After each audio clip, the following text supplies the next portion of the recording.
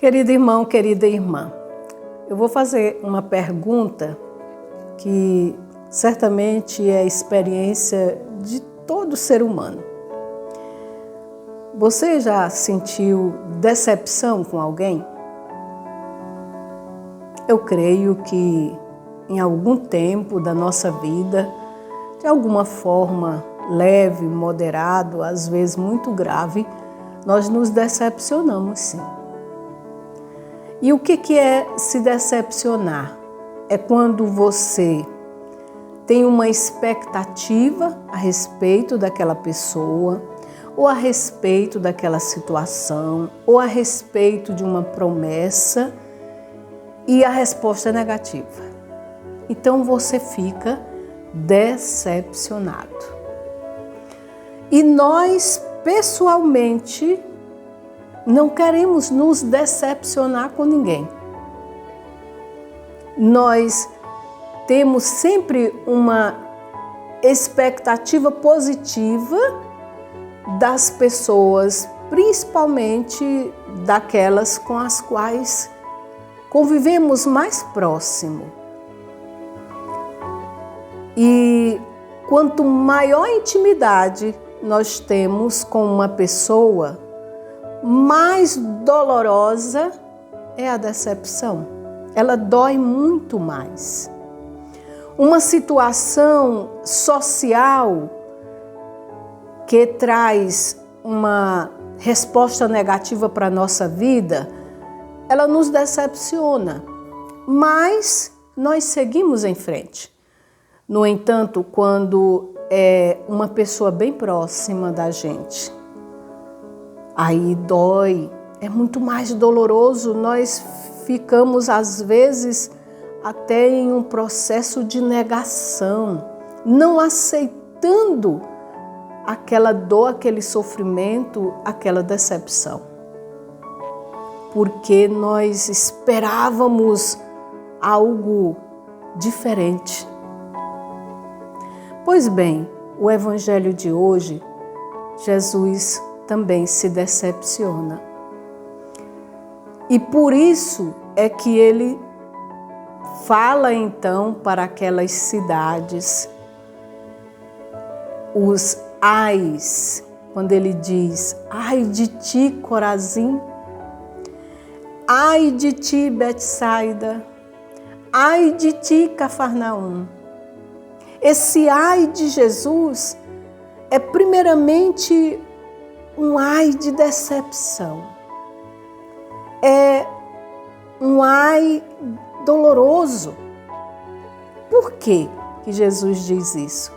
Porque nestas 3 cidades foi onde ele mais ensinou, pregou, anunciou o reino, realizou curas e milagres. E por que ele se decepcionou? Porque as pessoas não responderam ao que ele ensinou, ao que ele pregou, ao que ele realizou ali. E qual era a resposta que Jesus esperava? Ele esperava arrependimento. Interessante, né? Quando Deus nos fala do seu amor, quando Deus nos fala do seu projeto para nós, quando Deus nos fala, Ele espera que nós, olhando para nossas atitudes, para nossa vida sem Ele, nos arrependamos.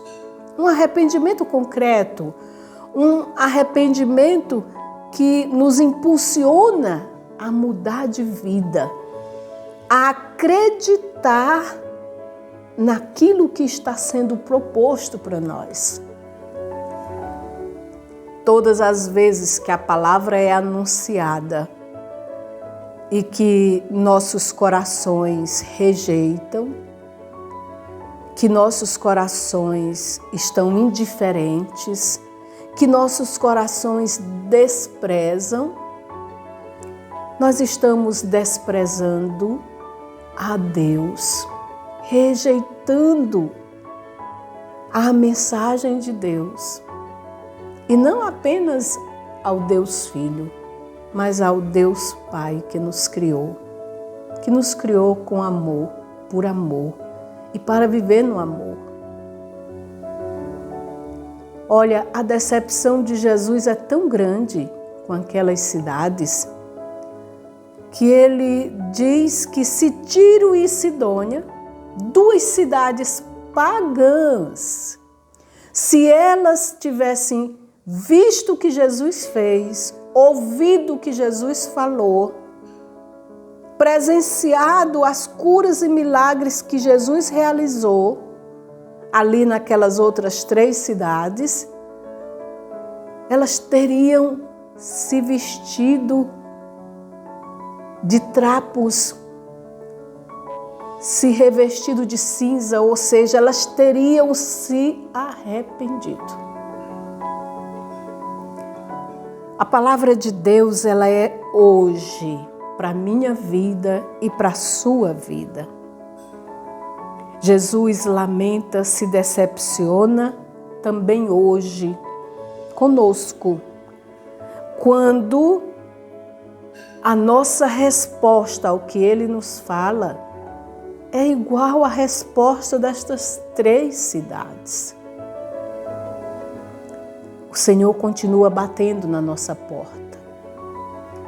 Ele se decepciona, mas Ele não desiste. É preciso compreender isso. Ele se decepciona, sim, com a dureza do nosso coração. Porque Ele espera que a gente acredite nele. Porque Ele espera que a gente o acolha. Porque Ele espera que nós entreguemos a Ele a nossa vida de modo livre. Foi para isso que Ele nos libertou na cruz. Ele devolveu a nós, pela cruz, pela morte e pela sua ressurreição, a nossa liberdade. Nós éramos escravos do pecado. Jesus nos libertou. Isso significa dizer que antes eu não tinha poder sobre o pecado. O pecado me dominava. Eu pessoalmente não podia dizer não tinha esta autoridade. Hoje eu tenho esta autoridade. E qual é esta autoridade? É Jesus.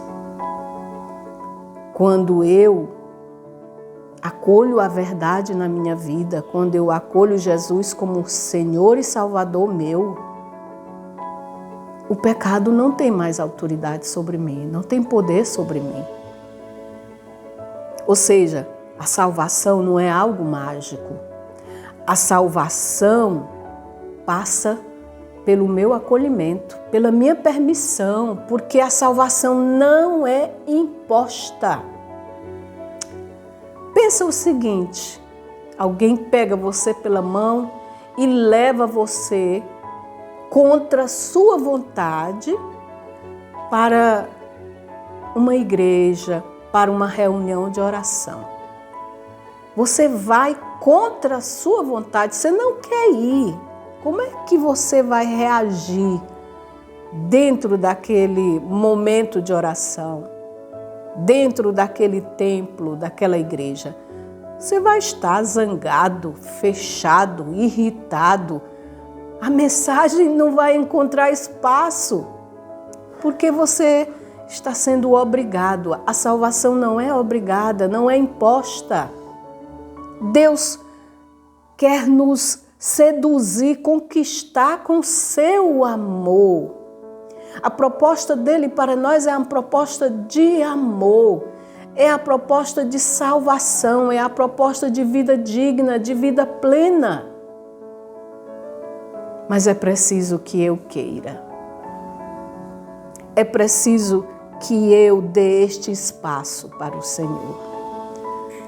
Em Apocalipse, no capítulo 3 e versículo 20, ele fala isso para nós de modo maravilhoso. eis que estou à porta e bato. Se você abrir esta porta, eu entro e eu sentarei contigo na tua mesa e nós teremos comunhão verdadeira, concreta. Quando nós ouvimos a palavra de Deus, quando nós olhamos para a própria natureza criada, quando nós olhamos para as pessoas, em tudo Deus se comunica conosco, mas de modo especial pela sua palavra. E Ele quer entrar com nossa permissão na nossa vida. Esta permissão somente você pode dar. Somente você. Ninguém pode fazer isto por você. Veja bem, mesmo que uma mãe ela interceda a vida inteira pelo seu filho, mas se este filho nunca decidisse em querer Deus na sua vida, em querer que ele adentre na sua história, ele nunca terá uma comunhão, uma intimidade, porque não é mágica esta vida de intimidade com Deus, não é imposição, não é somente porque os outros estão rezando, e aqui eu não estou tirando de forma alguma a importância de uma intercessão, de maneira nenhuma.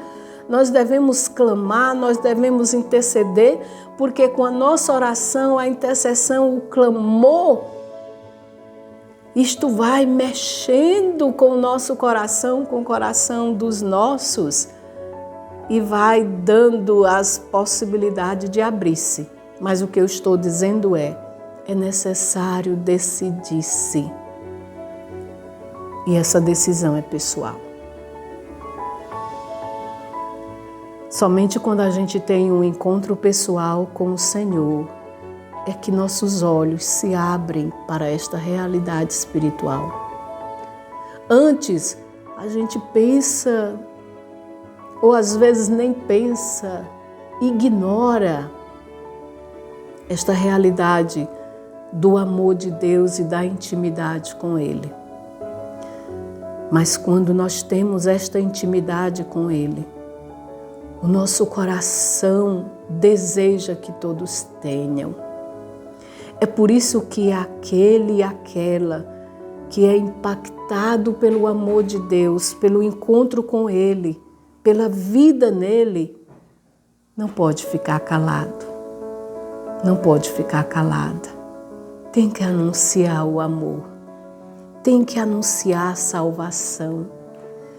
Precisa anunciar para que os corações que escutam se abram e também passem a viver nesta graça do amor de Deus e renovar-se a cada dia. Eu quero estar com meu coração aberto para Deus. Todos os dias eu peço a Ele que quebre a dureza do meu coração, que desobstrua a minha audição, os meus ouvidos, para que eu escute a sua voz. Que tire de mim toda resistência à voz do seu Espírito.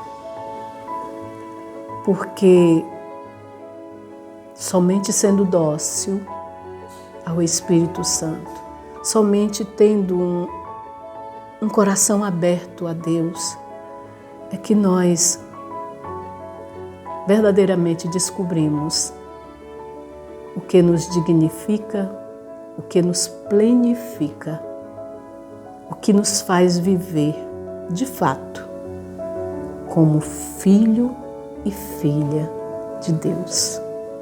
Clamemos ao Espírito Santo, que Ele venha nos fazer viver esta graça, graça que é derramada para todos. É desejo do Pai que todos conheçam e acreditem no seu Filho. Vinde, Espírito Santo. Amém.